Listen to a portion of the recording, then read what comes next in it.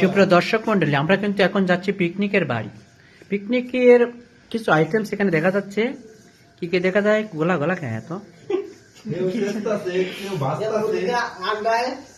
ও এটা হে রসুন, ওটা হে মাংস, ये होता है जीरा।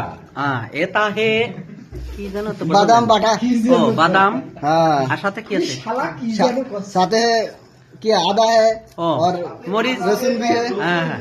लहसुन भी है और ये गाजर। এ পাশে শফিক হে, আর এ পাশে ইউনুস হে, এ দুর্জা হে, এ হচ্ছে আলিফ লাইলা হে, আর ये रब्बी रब्बी।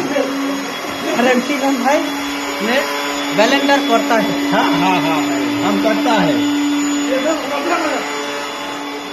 और ये है चुदरी।